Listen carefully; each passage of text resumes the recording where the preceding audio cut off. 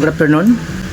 So, meron po akong kunting katanungan, isa sa mga mulupyo, Leyte. So, inihanda na tanong. So, yung una kong katanungan, sir, gaano ka nakatagal na nanirahan dito sa Burawin, Leyte? Since 1983 kasi ako pinanganak, dito ako talaga lumaki. 1983. Yung mga reasons o yung mga possible na nangyari during yung kapanahunan ng taghirap mismo ang Burawin. Nasaksiyan ko. Saksiyan mo talaga, no? So, ano ba ang mga pangunahing kabuhayan ng mga tao dito sa Burawin? Para sa akin, noon pa, kopra talaga yung kinabubuhay dito sa Burawin. Kopra talaga yung source of income dito sa Burawin. Okay, sir. Aside sa mga kopra na ikabubuhay ng taga-Burawin, ano po ba yung mga ibang dahilan ng source of income niyo? Dati, yung hindi pa gaano yung abaka, may abaka rin dito sa Burawin, pati na rin dito. Marami kasi ditong pwedeng pagkakitaan sa Burawin. Lalo na nandito yung mga tourist spot natin dito sa Burawin. Marami tayong magandang tanawin dito sa Burawin. Tsaka na bulay, prutas, marami din dito sa Burawin. Kaya pala, no? So, paano mo, sir, may ilarawan ang pamumuhay dito sa Burawin kumpara sa ibang bayan o lungsod? May kumpara ko sa ibang So, lungsod. tingin mo, sir, ano yung ba yung mga advantages ng Burawin sa ibang municipality?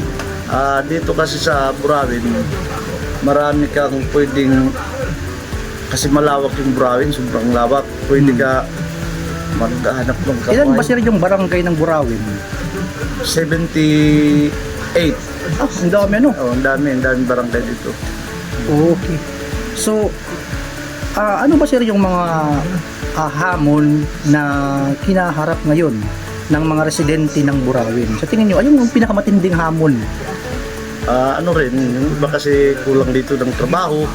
Trabaho talaga Yung job talaga, no? Opportunity. Job talaga, opportunity. Kasi dito, siyempre, yung rate natin dito maliit. Yung iba, napipili lang mag-construction. Yan, pumapasok mo lang para matawid din sa gutom nila. Pera, ganyan. Siyempre, may estudyante ka pa.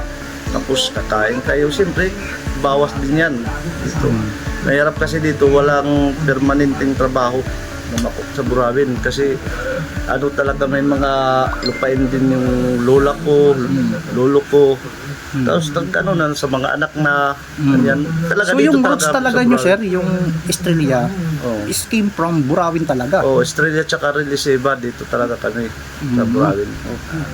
So, may sapat bang serbisyo publiko tulad ng kuryente, tubig, at edukasyon dito sa inyong lugar? Dati noon 1990 wala pang ganong mga street light, dilim pa. Dati yung mga laro sa lang, yung native lang na laro kagaya ng dati. Ngayon iba na, marami ng sasakyan, tsaka maliwanag na sa kalsada. May kalsada na, dati hindi naman naka-konkreto yan dyan sa labas. Ngayon mas gumanda So, na. masyado doon, lalo na meron tayong Burawin Community College. Yan Grabe meron yung progressive ng ating lungsod. No? Malaki na yung improvement ng Burawin ngayon. Dahil sa ginawa ng Kumpara ating noon. beloved na mayor na si Mayor meron, no? meron yan. So, marami tayong nakuhang mga innovation mula kay Mayor. No? Yes, malaki So, improvement na. Anong masabi mo, sir, kay Mayor? Pagpatuloy lang ni Mayor yung mga gawa niya dito sa Burawin na magandang mga kagaya ng mga programa Yes. ng BCC. Kasi yung iba na hindi nakaka-provide pupuntang Tacloban, mamamasahe pa. Ngayon, nandito na sila. Yes, tama, Libre no? pa sila. May Malaki skala. yung tulong talaga. Malaki talaga yung ginawa ni yan. Mayor, no? Yes, Talagang malaki talaga. blessings talaga si Mayor sa ating lugar. Okay, listen. Sa iyong palagay, ano ang dapat pang pagtutuunan ng pansin ng lokal na pamahalaan upang mapabuti ang pamumuhay dito?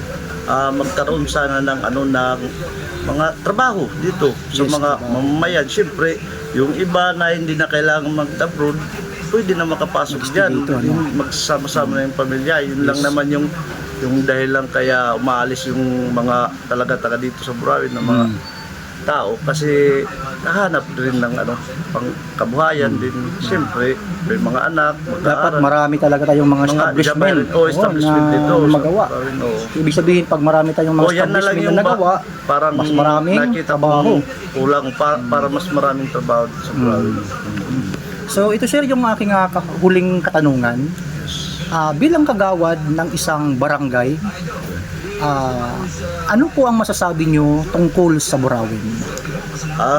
Masasabi ko tungkol sa Burawin ngayon, kumpara noon, malaki na yung improvement, saka meron na tayo ditong kagaya nung sa Tacloban, Andok, mga ganyan, hindi na gano yung tao, hindi na ganong anong tawag doon? Mahirapan.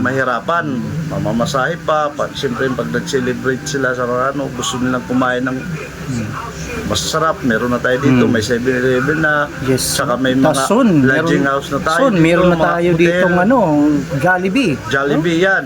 Tapos, Dumagsa na yung maganda mga na turista yung dito. maganda na yung mga kalsada. Yes. Kalsada. Oo.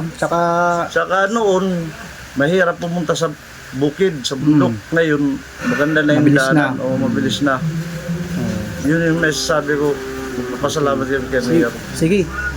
Councilor Brian Estrella, at sa nagka-councilor sa Barangay Tagantaran. Masasabi ko lang, gawin natin ang trabaho natin. Yun lang. Thank you sir. Thank you sir sa time mo sir. Okay. Thank you. We hope na magampanan nyo po yung mga bagay na dapat gampanan sa ating barangay. God bless po, kagawad. Salamat. Okay.